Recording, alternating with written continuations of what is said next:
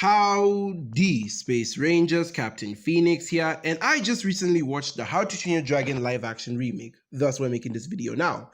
I know this video's existence is weird considering that it's a review of a live action remake, despite me swearing off them earlier this year. Click the card above. However, if you remember, I also said in that video that I would make an exception for How to Train Your Dragon, simply because I wanted to see how Dreamworks would handle a remake, despite my hoping against all hope that they wouldn't. And hey, I also didn't go to see this movie in theaters, so Dreamworks doesn't get my money either way. Good for me. In fact, I was so ready for this movie that I even watched the original trilogy to fully understand its themes and what Dean DeBois and his team were going for. And honestly, after watching them again, they're even better than I remember. And just to add fuel to the fire, if you want to know what side of the war I'm on, I'm fully on team The Hidden World was great, especially the ending. How to Train Your Dragon is, in my opinion, one of the best animated trilogies out there, and it stands the test of time.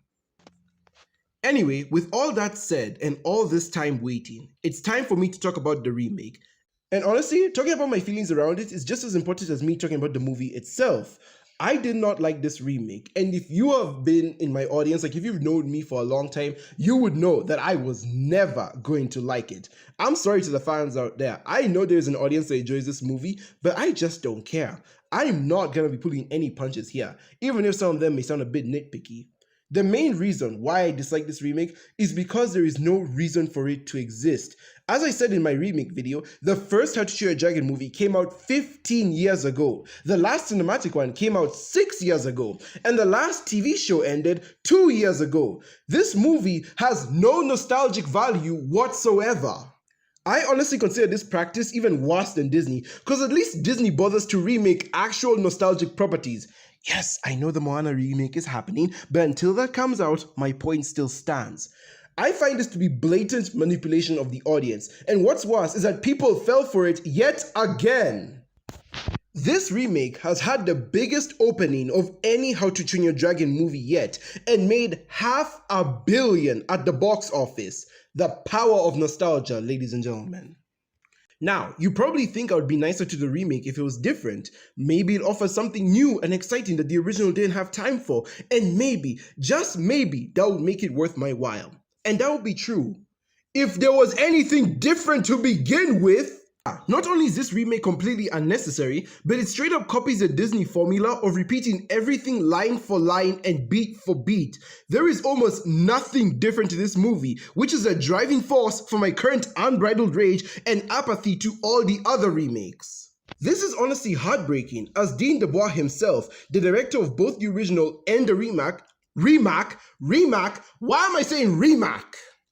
This is honestly heartbreaking, as Dean DeBois himself, the director of both the original and the remake, straight up said in interviews and Instagram posts that he took the original script and made changes to it.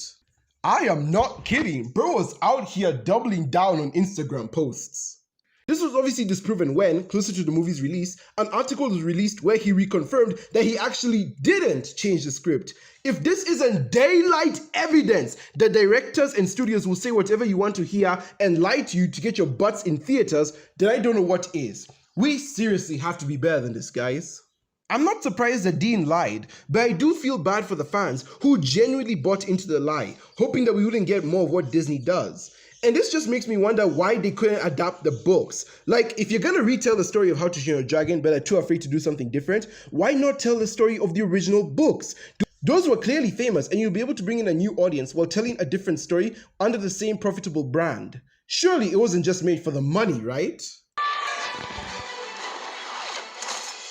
Vikings, I have returned. Mia? I want a shield. Oh, you gotta see this. One of 5 immersive worlds in one amazing new theme park. Epic Universe, only at Universal Orlando Resort. Okay, so I guess it is just about the money. And that's why I'm so angry. The existence of this movie fills me with the same anger and apathy I have toward the Disney stuff, because it's cheap and manipulative, and people will still flock to it while simultaneously calling me a shill for calling out the dumb Elio controversy. But putting all that aside, what did I think of the movie itself? Honestly, it was fine. Sauceless, but fine. Let's start with one thing I actually really did like, and that was the visuals. This is a really gorgeous looking movie. If I'm not wrong, this film was filmed in the UK and Ireland, and my god, they picked some stellar locations for filming. I mean, just look at this shot right here. For Dean's first live-action movie, they really went all out with the set locations and the scale he needed. The visuals apply to the dragons as well. Nearly every dragon from the original got transferred to live action well. Obviously, they couldn't keep the cartoony features like the big eyes or the extra dog-like behavior, but they more than made up for it in looks. The 5 main dragons aside from Stormfly all look like they were plucked straight out of the cartoon. Look at Hook Fang in this picture, for example. Now that's a dragon. Even the Red Death got a glow up. She looks much more menacing here, and I swear I think she's even bigger than her animated counterpart. However, I did say I would get into nitpicks, and there are quite a few here. Some that could snowball into bigger issues if they decide to franchise this, which they're already doing.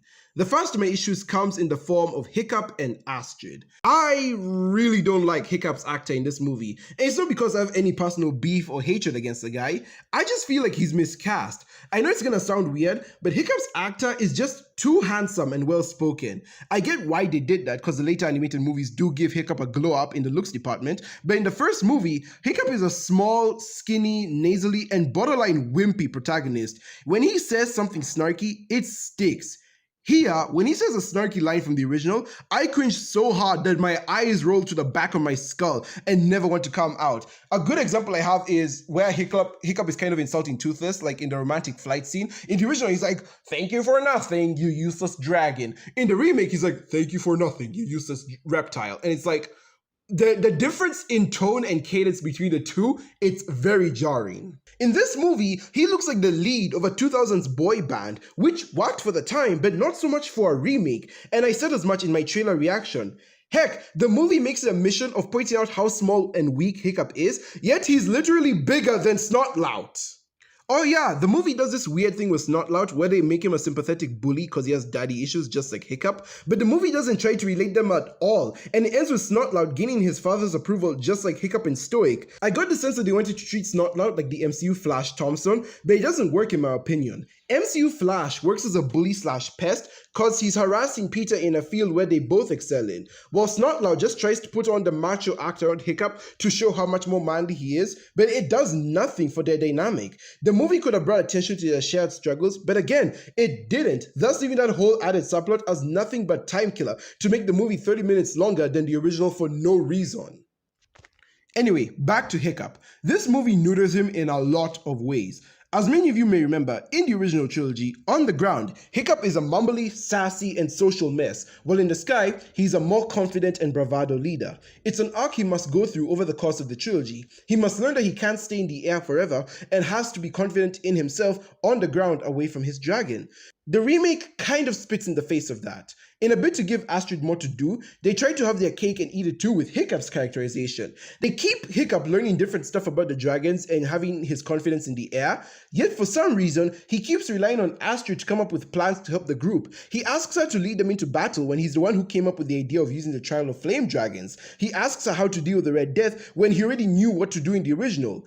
And in a truly baffling case of making a bad change from the original, instead of asking Astrid to take care of Toothless in case he dies to Hook Fang, Hiccup tells Astrid not to interfere in the fight because Stoic respects her too much. And when Stoic does get mad at Astrid for interfering, nothing comes of it. The movie takes away a lot of Hiccup's bite to prop Astrid up.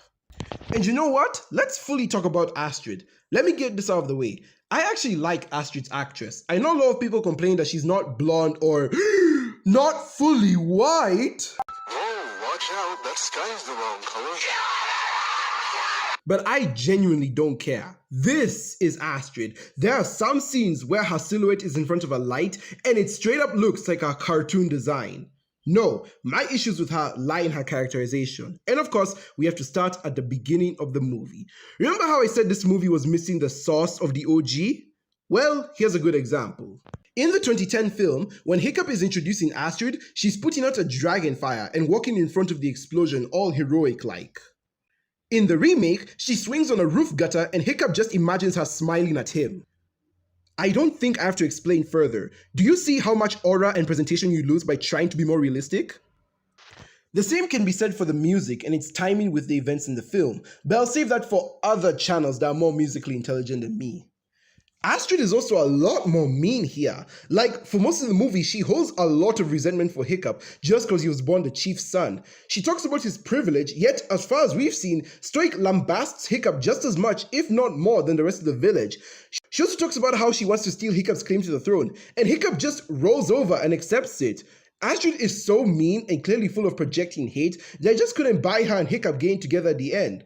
At least in the original, she was mostly indifferent to Hiccup's antics and thus had to spend the runtime of the movie getting to know more of him. It wasn't perfect romance, but it felt more organic than what the remake was trying. Speaking of the chief thing, I'm not mad at the remake's change because Astrid is a woman. I'm mad because it strips Hiccup of his tough call. As I said before, in the original trilogy, Hiccup had to learn and settle with the fact that he's a leader. It's a trilogy-long arc. In this remake, not only does he seem to lack the most basic of leader or planning skills, he is more than happy for Astrid to become chief. I don't know if they'll still remain loyal to the OG trilogy story going forward, but given this setup, I wouldn't be surprised if this trilogy ends with Astrid becoming chief and Hiccup becoming the dragon guy, with his final choice being either to leave with the dragons or staying with the Burkians. You know, basically pulling a Valka. One last nitpick I want to point out is that despite this movie being 2 hours long, they, for some reason, cut out the scene where Hiccup realizes dragons aren't fireproof on the inside, which makes his victory against the Red Death in the climax very questionable and Mary Sue-ish. Like, if dragons are fireproof on the outside, how are Hiccup and Toothless able to burn off the Red Death's wings? That only happened in the original because she was burning from the inside out. How did Hiccup know to shoot her in the mouth as she was charging up her fire? You cut out the scene that would have built it up! Anyways, I have nothing else to add.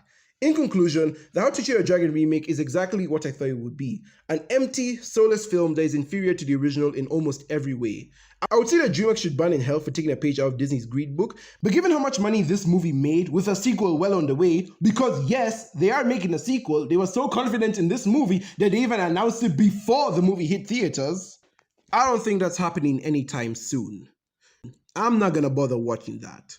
Dreamworks has already proven to me that they can't be better. And I will stick to my promise this time. I'm not going to watch the sequel, nor am I going to talk about remakes on this channel if I can help it. Not until we get some risks that show that the studios and creatives actually give a damn about the stories they're adapting. And to the audience that loves these remakes, I know I'm not going to be able to change your minds, but I just have to ask this. If you really want to recapture the spirit of the original, why not just rewatch the original? It's not going anywhere, and I promise, your kids will get as much nostalgic value from it as you do. Anyways guys, that's gonna be all from me today. Tell me, what do you think of the How to Train Your Dragon remake? Did you like it? Was it faithful? Was it lazy? Was it everything you hoped for? Or do you think these remakes should take more risks going forward? Let me know down in the comments below. And as always, let's have a discussion. Thank you guys very much for watching. Be sure to like if you like, subscribe if you haven't already, hit the notification button to be part of the team, slap a cow, and with that, I have been Captain Phoenix, and I will see you in another universe. Goodbye, my Rangers.